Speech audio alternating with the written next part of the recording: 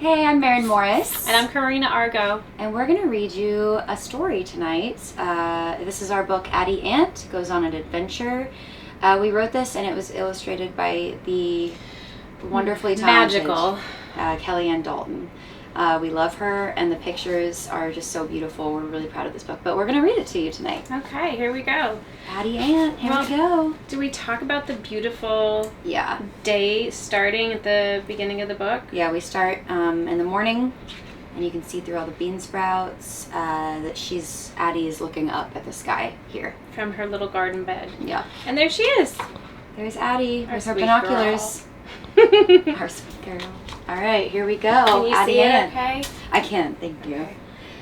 Addie Ant was quite happy in the tomato bed she lived in with her Aunt Gertie and Aunt Zelda, but she had always longed to adventure her way across the great big garden to the far side of the shed where the watermelons and sunflowers grew.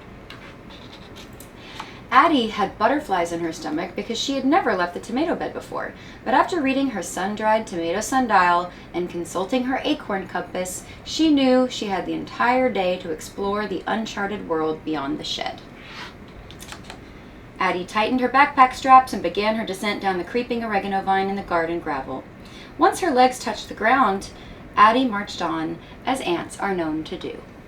She vaguely remembered from geography class that the peas and beans bed neighbored the tomato bed, but beyond that, she hadn't a clue. As she came upon the sugar snap peas, Addie looked up to discover a familiar face. It was Louis Ladybug. Mm-hmm. Hello, Addie, darling. Where are you off to dressed like such a little garden trotter? Hi, Louis. I'm trying to make my way to the I'm trying to make my way to the watermelon and sunflower bed, but I'm not sure if I'm going in the right direction. Louis gasped with delight. You couldn't have picked a more perfect day. I rang our friend Beatrix Butterfly just this morning, and she told me the watermelons are bursting off the vine, the zinnias are buzzing with bees, and the sunflowers are practically skimming the sky. Really good. That's a hard paragraph. I know, that's a long one. Addie loved when Louis got carried away with their floral descriptions, but it made her even more antsy to journey on to the next bed. How exciting! I do need to be on my way though, Louis, Addie said as she looked up at the sun, realizing it was already midday. Ah, yes, right, Louis said, remembering their initial point. Head just past the cucumber bed, and when you reach the big shed, hang a right and then a quick left, and you'll be there. Now, Louis started with a serious tone. It's important to remember to watch out for Gardener Gemma's hen, Harriet Chicken. She's nice enough, but every so often she's been known to mistake a critter like you for a kernel of corn. Addie's eyes grew wide, and for a moment she considered heading back to the tomato bed, but Louis interrupted her worry. Oh dear, I can see your fret through these fabulous frames. Everyone feels nervous sometimes, but as long as you're trying something new and not afraid to ask a friend for help, you're headed in the right direction. Addie thanked Louis and marched on. Addie finally reached the tall gray shed, took a deep breath, and turned the corner.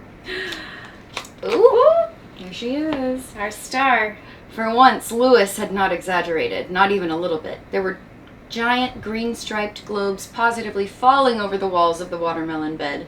Millions of flowers were abloom, and in the middle of it all, there was Beatrix Butterfly spreading her gorgeous velvety wings. Addie! Beatrix breathlessly cooed. I wondered when you'd tire of those savory tomatoes and come visit all of us over here in the land of sweets and treats. Come on up! Addie practically flew up the prickly melon vine, and once she reached the top, she couldn't believe her eyes. It wasn't just a bed of watermelons. There were strawberries and blueberries, and the blackberries were gleaming indigo in the sun. Addie lifted up a perfect ant-sized wedge of juicy watermelon and took a chomp. It wasn't just delicious, it was ant-tastic. Addie must have lost track of time because in her melon haze she hadn't even realized that the sun had already begun to set. Oh, Beatrix! Addie yelped as she gulped her last bit of blueberry. How will I make it home before dark? Beatrix confidently straightened her antenna and assured Addie, not to worry. I've packed some takeaway treats for you and your aunts, and I've also drawn you a map to the Cricket Express. Dun dun. Thank you so much for all your help and the yummy treats as well, Beatrix. I promise I'll visit again soon, Addie said as she rolled up the map and quickly trotted toward the cucumber bed. Addie had heard her aunts mention the Cricket Express, but she had no earthwormly idea how it worked. She checked Beatrix's map, and sure enough, right where the X marked the spot, she looked ahead and saw the twinkling lights of what looked like a bustling terminal. Do you want to start? Okay. All right. I believe in you. Oh, it's one of my favorite pages. Addie nervously walked up to the counter and asked the uniformed cricket, excuse me, how do I get back to the tomato bed? The very hairsprayed teller looked at Addie, popped her bubblegum, and pointed a long nail down a row of crickets with what appeared to be a basket on their backs. She said distractedly, tomato bed, 2 hops away, look for Cleo. She'll take care of you, hun. Wait, who's this page? I did, that's the Oh, page. sorry, I can't see. Cleo? I know Cleo Cricket, Addie exhaled with relief. Cleo Cricket came to the tomato bed once a week to practice her chirping skills, and Addie always loved Cleo's unique tone that no one else in all the garden had. Hello, Addie, Cleo exclaimed. Did you know that I work part-time as a cricket carriage? She asked when she saw the little ant's surprised expression. What's a cricket carriage? Addie asked. You're looking at her. Hop on. Addie climbed into Cleo's carriage, fastened her seatbelt, and suddenly they were flying through the air. In just 2 long leaps, Cleo landed back at the tomato bed. Addie could smell the familiar scent of basil and marigolds and her favorite aromas. I'm hungry. Tired from the day, Addie slid out of the carriage, thanked Cleo for the ride, and headed toward the glowing hill she called home, where her Aunt Gertie and Aunt Zelda would certainly be simmering a bisque on the stove. After filling up on a supper of warm tomato soup and a dessert of all of Beatrix's treats, Addie's aunts tucked her into bed. Before Addie knew it, she was already fast asleep, dreaming of her next big adventure. And that's Addie Ant for you. It's the first book of what we hope is a long series, and this is the ant hill that Addie and her aunts live in. Kelly Ann, our illustrator, x-rayed it.